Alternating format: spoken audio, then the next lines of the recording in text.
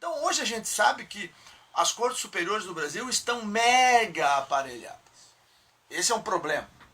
Então o doutor Sérgio Moro, que nós há pouco elogiávamos, está tomando todas as precauções possíveis, está reunindo todo o conjunto probatório para quando ele poder botar a mão no Lula, e por isso que o Lula está nervoso, ele sabe que é isso que está acontecendo na investigação, o destino do Lula vai ser, no mínimo, a condução coercitiva para depor. Está sacramentado. Está sacramentado. Avaliação. E eu quero trazer um dado. Lá na CPI da Petrobras, eu tinha apresentado o requerimento para levar o Lula lá, porque o Lula se transformou, depois que deixa a presidência da República, de maneira clara, em traficante de influência.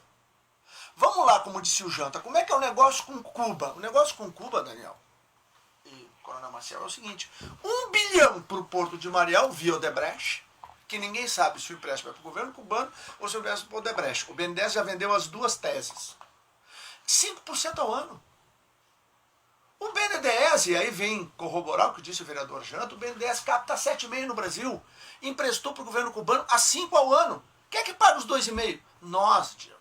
Nós, literalmente, todos nós que estamos aqui, o pessoal que está aqui na técnica nos assistindo, o pessoal que está em casa participando no trabalho. São a cidadania brasileira pagando imposto que vai pagar os 2,5 da diferença.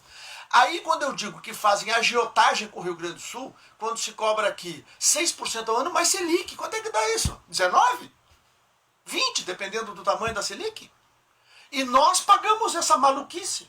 E Cuba paga 5%. A Venezuela não tem metrô em Porto Alegre, a dona Dilma já prometeu umas 10 vezes o metrô de Porto Alegre. Não tem dinheiro para o metrô de Porto Alegre, mas tem quase $1 bilhão para fazer o metrô de Caracas. A mesma Odebrecht, os mesmos 5% ao ano. Isso é um escândalo. Então, hoje há um conjunto probatório de que Lula, pós-mandato presidencial, era um traficante de influência. Na minha visão, ele também traficou influência enquanto era presidente da República.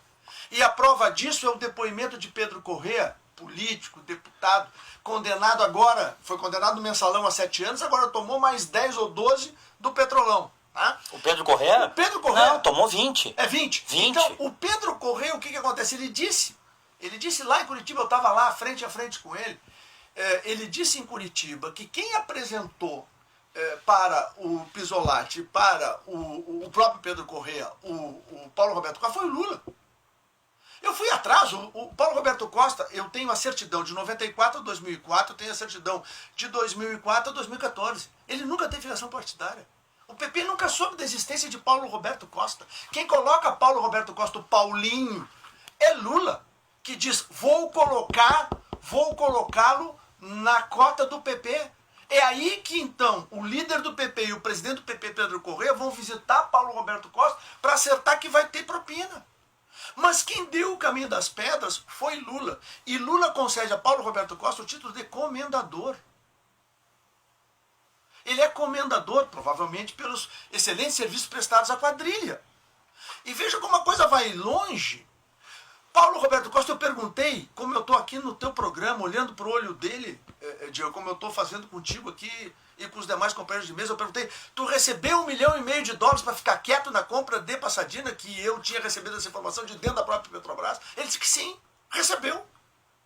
Que operação é essa da compra de Passadina, que para um diretor da Petrobras calar a boca, ele ganhou $1,5 milhão? Quanto lucrou a quadrilha do PT nisso? Milhões e milhões de dólares, Janta. E a Dilma, que através de André Singer diz que ela foi levada ao erro.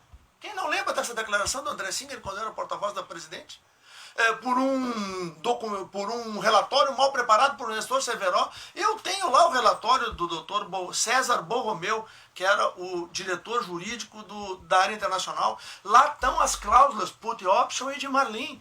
Ela mandou comprar porque ela sabia que tinha uma negociata e que ia render dinheiro para o partido. Ela se submeteu ao processo. A presidente. Na melhor das hipóteses. A presidente. O senhor está dizendo na melhor das hipóteses. Isso que o senhor está dizendo, o senhor tem a convicção, então, que ela fez o péssimo negócio... Conscientemente. A presidente Dilma. Porque se ela tivesse qualquer dúvida, ela só dizia, não vamos fazer a compra. Ninguém pode obrigar. Tu pegas a peça de defesa do José Sérgio Gabrielli, que apresentada ao TCU, ela é frontal contra o Conselho de Administração, porque o TCU, por medo de investir contra o Conselho de Administração, que é quem em última análise tem, pelo Estatuto da Petrobras, a responsabilidade de fazer qualquer tipo de aquisição, investiu contra a diretoria executiva. E a diretoria executiva era um órgão acessório ao Conselho de Administração. Quem comprou Passadina foi Dilma com os conselheiros que disseram o amém por um negócio que se sabia absurdo. Objetivamente, o senhor acha que o Lula vai ser preso? Eu espero, como cidadão brasileiro, que ele seja preso para o bem do Brasil. O que o senhor acha? Tem chance, porque hoje o conjunto probatório que o doutor Sérgio Moro constrói com os procuradores da República é muito sólido. E não é à toa que o Lula está assustado do jeito que está. Ele está perturbado, inclusive emocionalmente, é visível isso nas últimas aparições públicas dele. Por quê? Porque ele sabe que ele corre o sério risco de ser preso. E como é que o país vai encarar, como é que as instituições vão receber um fato que é inédito na história, um ex-presidente preso? Bom, mas nenhum ex-presidente brasileiro em toda a história republicana brasileira enriqueceu nem a família desse presidente